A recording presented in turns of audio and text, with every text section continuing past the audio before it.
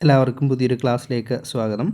Secretariat അസിസ്റ്റൻറ്റിൻ്റെ prelims സിലബസാണ് നമ്മൾ ഇവിടെ cover ചെയ്യുന്നത്.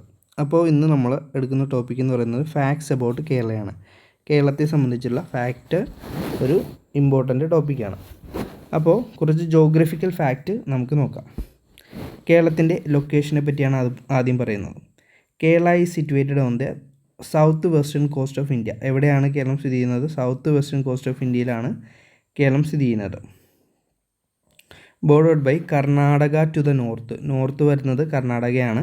തമിഴ്നാടു ടു ദ ഈസ്റ്റ്, കിഴക്ക് വരുന്നത് തമിഴ്നാടാണ്.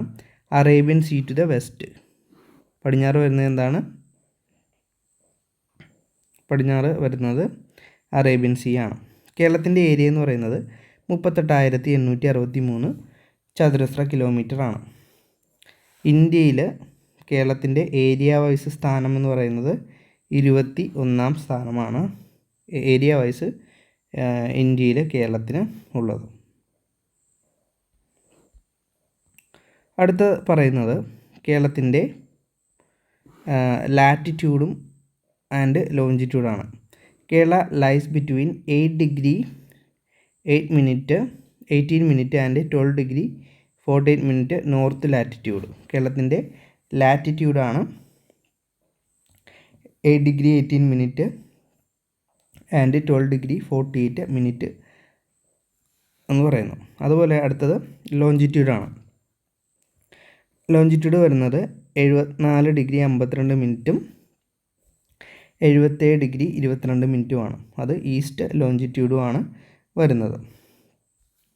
ഇനി അടുത്തത് കേരളത്തിൻ്റെ കടൽ തീരത്തെ പറ്റിയാണ് നമ്മൾ പഠിക്കുന്നത്. The state has A long cost line about 590 kilometres. 590 കിലോമീറ്ററാണ് കേരളത്തിൻ്റെ കോസ്റ്റ് ലൈനിൻ്റെ നീളം എന്ന് പറയുന്നു. ഇനി ക്യാപിറ്റൽ ഏതാണ്? തിരുവനന്തപുരം അഥവാ ട്രിവാൻഡ്രമാണ് കേരളത്തിൻ്റെ ക്യാപിറ്റലായിട്ട് വരുന്നത്. അപ്പോൾ ഈ പോയിൻറ്റുകളൊക്കെ കുറിച്ച് വയ്ക്കുക. അടുത്ത കാര്യം പഠിക്കാം. ഫിസിക്കൽ ഫീച്ചേഴ്സ് ഓഫ് കേരളയാണ് നമ്മൾ അടുത്തത് പഠിക്കുന്നത്. Physical features of Kerala. ആദ്യം പഠിക്കുന്ന ക്ലൈമറ്റിനെ പറ്റിയാണ്.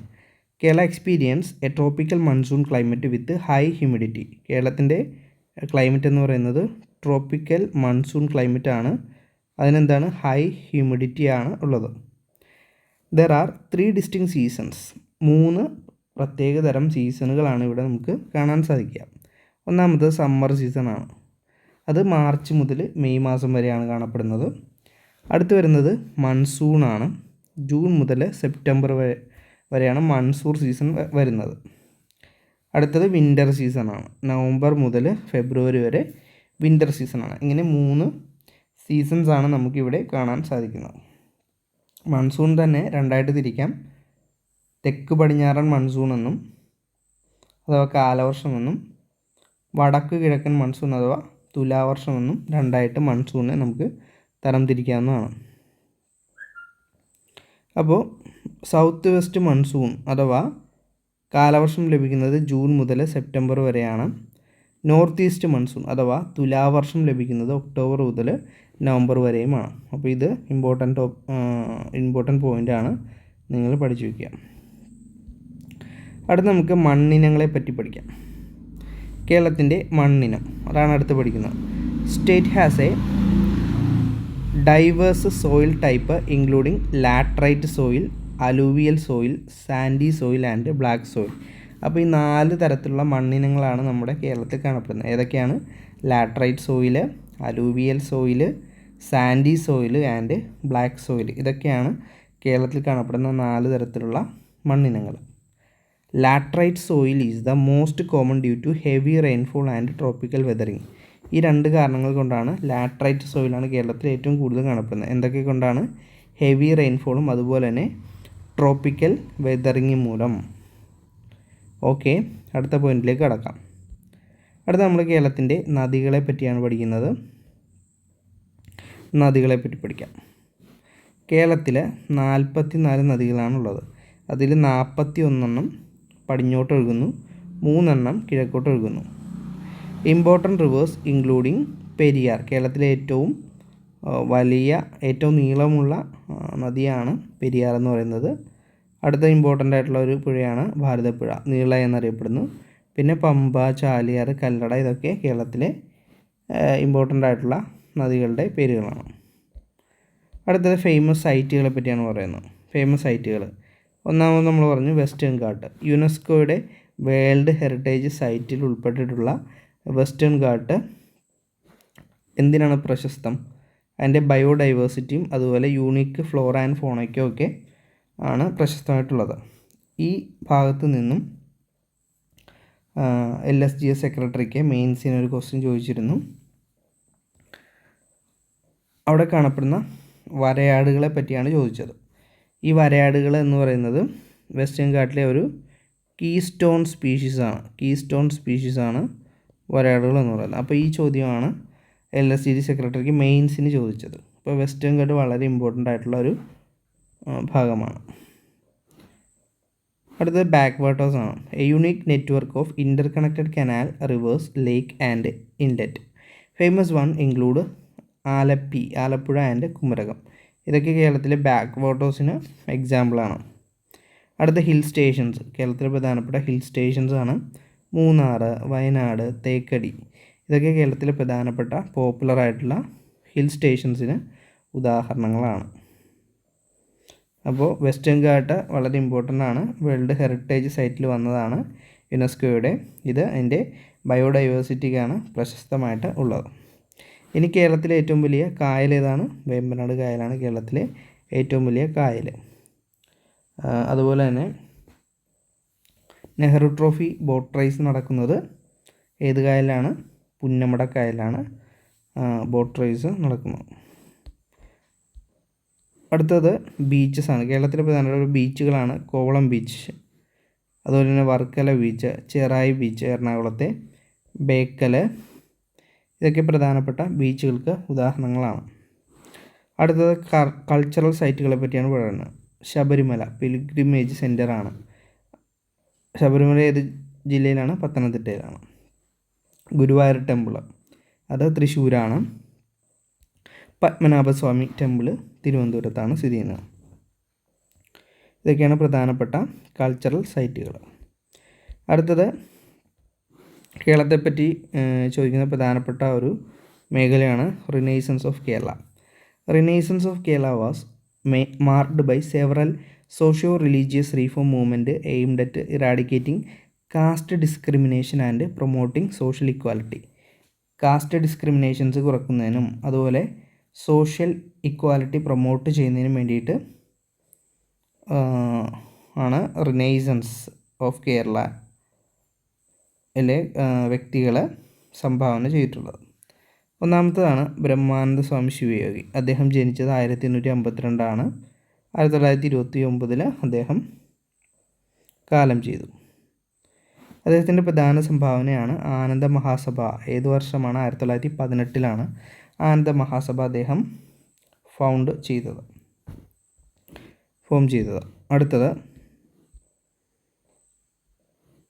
Advocate rationalism and oppose ritual and idol worship. റാഷണലിസത്തിനെതിരെയൊക്കെ അദ്ദേഹം പ്രവർത്തിച്ചിട്ടുണ്ട്. അടുത്തൊരു പ്രധാനപ്പെട്ട റിനൈസൻസ് ലീഡറാണ് ശ്രീനാരായണ ഗുരു എന്ന് പറയുന്നത്. അദ്ദേഹം 1856 ജനിച്ചു. 1928 അദ്ദേഹം കാലം ചെയ്തു.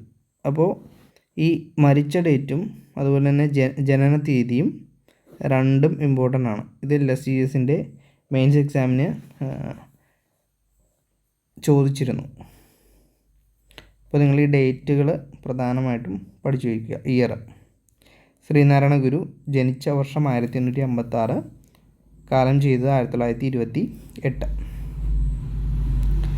അടുത്തത് A social reformer who advocated for one cast, one religion, one God four മാൻ എന്ന് പറഞ്ഞത്. ഒരു ജാതി, ഒരു ദൈവം, ഒരു മതം, ഒരു ദൈവം, മനുഷ്യന് എന്ന് പറഞ്ഞത് ആരാണ്? ശ്രീനാരായണ ഗുരുവാണ്.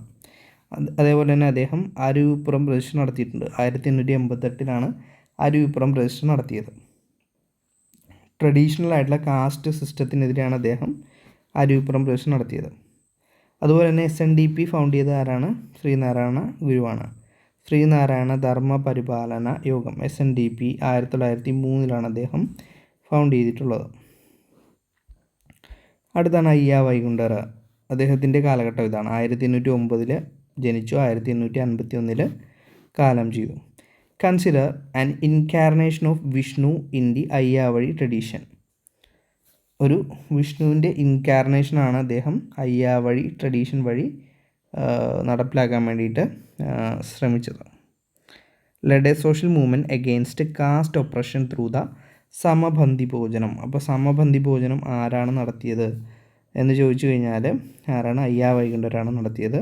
ഇതെന്ന് പറഞ്ഞാൽ ഒരു ഇൻ്റർ ഡൈനിങ് മൂവ്മെൻ്റ് ആയിരുന്നു. സമബന്ധി ഭോജനം നടത്തിയത് അയ്യാ വൈകുണ്ഠരാണ്. അടുത്തതാണ് ചട്ടമ്പി സ്വാമികൾ. അദ്ദേഹം ജനിച്ചത് 1853 കാലം ചെയ്തത് 1924. നിങ്ങൾ എഴുതി തന്നെ നോട്ടാക്കിയിട്ട് പഠിക്കുക. A philosopher and social reformer who emphasised equality for all human. എല്ലാ ഹ്യൂമൻസിനും ഇക്വാലിറ്റി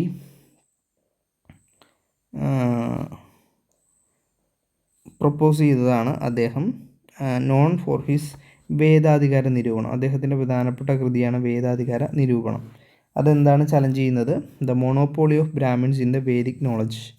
വേദിക് നോളജിലുള്ള ബ്രാഹ്മിൻസിൻ്റെ മൊണോപോളിയെ ചലഞ്ച് ചെയ്താണ് അദ്ദേഹം വേദാധികാരി നിരൂപണം എഴുതിയത്. അപ്പം ചട്ടമ്പി സ്വാമികളുടെ പ്രധാനപ്പെട്ട ഒരു കൃതിയാണ് വേദാധികാര നിരൂപണം എന്ന് പറയുന്നത്. എല്ലാവരുടെയും ഇക്വാലിറ്റിക്ക് വേണ്ടിയിട്ട് പ്രവർത്തിച്ച ഒരു സോഷ്യൽ റീഫോമറാണ് ചട്ടമ്പി സ്വാമികൾ. അദ്ദേഹം ജനിച്ചത് 1853, മരണമടഞ്ഞത് 1924. അടുത്തതാണ് പൊയ്കയിൽ യോഹന്നാൻ അഥവാ കുമാരഗുരുദേവൻ. 1879 ജനിച്ചത്. 1939 അദ്ദേഹം മരണപ്പെട്ടത്. അദ്ദേഹം ഒരു ദളിത് ലീഡറായിരുന്നു. അദ്ദേഹം ഫൗണ്ട് ചെയ്തതാണ് PRDS അഥവാ പ്രത്യക്ഷ രക്ഷാ ദൈവസഭ. PRDS ഫൗണ്ട് ചെയ്തത് ആരാണ്? പൊയ്കയിൽ ഗുരുദേവനാണ്. ഏത് വർഷമാണ്? 1909 അദ്ദേഹം PRDS ഫൗണ്ട് ചെയ്തത്. Focused on the liberation of the oppressed and marginalised communities. Marginalised കമ്മ്യൂണിറ്റീസിൻ്റെ ലിബറേഷനും അതുപോലെ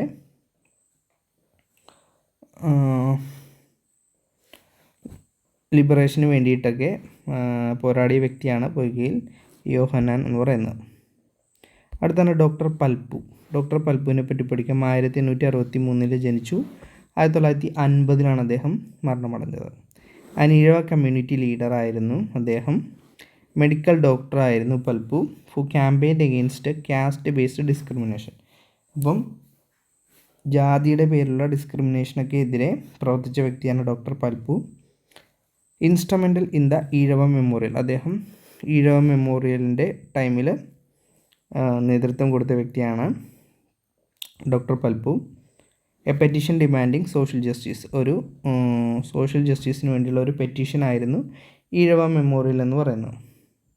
അപ്പോൾ അതിന് നേതൃത്വം കൊടുത്ത വ്യക്തിയാണ് ഡോക്ടർ പൽപ്പു. 1896 ഈഴവ മെമ്മോറിയൽ സമർപ്പിക്കപ്പെട്ടത്. Next one Vakkom Moulavi. അദ്ദേഹമാണ് മുസ്ലിം റിനൈസൻസിൻ്റെ ലീഡർ എന്ന് പറയുന്നത് കേരളത്തിൽ. അദ്ദേഹം ജനിച്ച 1873 മരണമടഞ്ഞ 1932. Known as a father of the Muslim renaissance in Kerala. കേരളത്തിലെ മുസ്ലിം റിനൈസൻസിൻ്റെ പിതാവ് എന്നറിയപ്പെടുന്നതാണ് വക്കം മൗലവി.